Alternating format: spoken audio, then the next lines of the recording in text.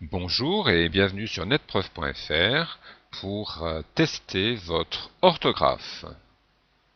Vous allez répondre à 20 questions sur l'orthographe du français. Vous pourrez compter vos points. Si vous le faites à plusieurs, vous pourrez ainsi comparer vos performances. Alors, c'est parti. Première question. Choisissez la bonne orthographe. A, il est français, ou B, il est français, avec une majuscule. Alors ce petit symbole vous montre que la correction va arriver. Voici la réponse. A, il est français. Donc on utilise la minuscule ici pour l'adjectif, c'est seulement pour le nom désignant l'habitant que l'on met la majuscule. Nous passons à la deuxième question. Donc choisissez A, c'est un français, ou B, c'est un français avec majuscule. Alors voici la correction. C'est B, c'est un français. Nous passons à la troisième question. À vous de choisir. Voici la réponse. B, il a les yeux bleus, avec S à l'adjectif bleu. Alors, nous passons à la quatrième question. À vous de choisir. Et voici la réponse. A, il a les yeux bleu clair.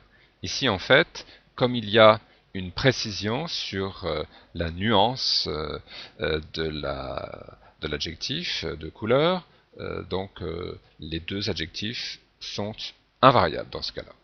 On a la même chose pour bleu marine, par exemple, vert émeraude, etc.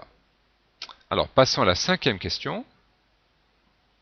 À vous de choisir. Voici la réponse. B. Tu manges trop. Bien sûr, ici, on a un présent de l'indicatif, donc à la deuxième personne du singulier, terminaison pour un verbe en ER, en ES. On continue. À vous de choisir. Voici la réponse. A. Mange ta soupe. Ici, c'est un impératif présent, correspondant à la deuxième personne du singulier. Les verbes en ER ne prennent pas de S dans ce cas-là. On continue. À vous de choisir. Voici la réponse. B. On n'en veut pas. C'est bien une phrase négative, donc ne pas oublier le N de la première partie de la négation. Dans la phrase A, on aurait en fait la liaison on n'en veut pas qui pourrait faire penser qu'on n'aurait pas besoin du N négatif, mais à l'écrit, il faut bien avoir la négation complète. Alors, la huitième question, à vous de choisir. Voici la réponse. A, mon nouvel ami. Donc on a ici un adjectif devant une voyelle, donc qui prend la même prononciation en fait que le féminin, mais avec un seul L pour marquer le masculin. C'est la même chose avec beau qui devient belle par exemple. Alors on continue. À vous de choisir. Et la réponse est A. Il en faut davantage. Donc le mot davantage, qui veut dire plus, s'écrit en un seul mot. Dixième question.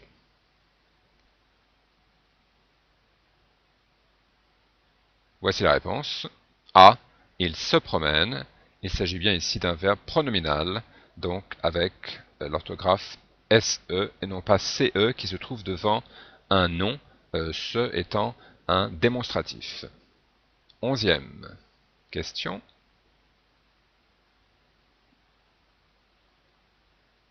Et voici la réponse. A. Les Champs-Élysées avec S et non pas Z.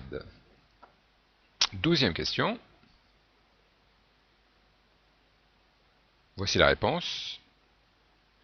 A, il a raison. Ici, A est bien le verbe avoir et qui ne prend pas d'accent contrairement à la préposition à. 13e question. Alors, voici la réponse. B. J'ai passé une bonne journée.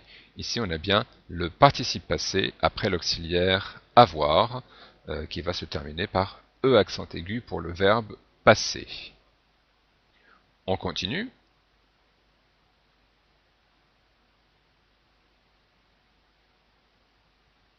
Alors, voici la réponse. B. Tu veux une pomme ou une poire. Donc, ou ici indique le choix et il est sans accent.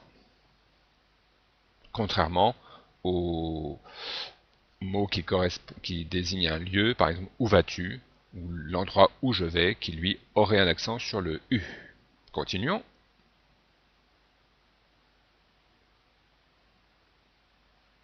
Alors voici la réponse. B. On va à la gare. Donc ici on est bien le sujet, pronom sujet, qui correspond à nous et qui s'écrit ON et non pas le verbe avoir à la troisième personne du pluriel. 16e question. Alors voici la réponse. A. On va se promener. Ici nous avons deux verbes. Le premier, le verbe aller, qui n'est pas un auxiliaire, puisque les auxiliaires sont seulement être ou avoir, qui sont suivis d'un participe passé. Ici c'est un verbe suivi donc d'un infinitif. Lorsque deux verbes se suivent, le deuxième est un infinitif, donc ER ici. Ensuite, 17e question. Voici la réponse.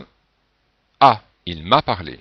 Donc on a bien un verbe ici au passé composé, avec le pronom complément me qui devient M' devant une voyelle et non pas le possessif ma qui se trouverait devant un nom par exemple, ma pomme, ma table.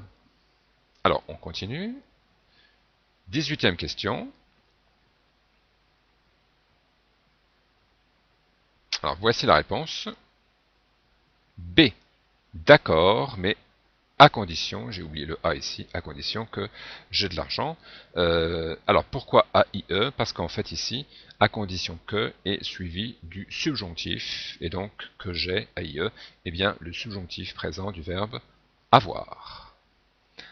19e question. Alors voici la réponse. B. Ils s'y sont rencontrés. Donc en fait, ici on a un verbe réflexif, pronominal, se rencontrer, et on a le pronom complément Y qui veut dire par exemple à cet endroit, par exemple à Paris, ils se sont rencontrés à Paris, et on remplace à Paris par l'Y. À ne pas confondre avec SI qui exprime notamment la condition, par exemple si j'étais vous, etc. Et nous arrivons à la 20e et dernière question. Voici la réponse. B. On a beau le raisonner, il fait ce qu'il veut. Donc il fallait choisir entre deux homonymes, deux mots qui se prononcent de la même façon, mais qui ne s'écrivent pas pareil parce qu'ils n'ont pas le même sens. Ici, on a le verbe raisonner qui vient de raison, donc autrement dit, discuter avec quelqu'un, le persuader, et non pas l'autre proposition, raisonner, quand il y a de l'écho, par exemple, et le son se propage, et on dit que ça résonne. Voilà. Eh bien, vous avez combien de points? Donc vous pouvez compter vos points. Si vous n'êtes pas satisfait de votre score, ne vous inquiétez pas, vous trouverez sur ce site de nombreuses activités pour mieux connaître l'orthographe, par exemple des exercices, des dictées. Vous pourrez ainsi refaire le test et sans doute améliorer votre résultat. Voilà, eh bien écoutez, à très bientôt sur netprof.fr. Au revoir.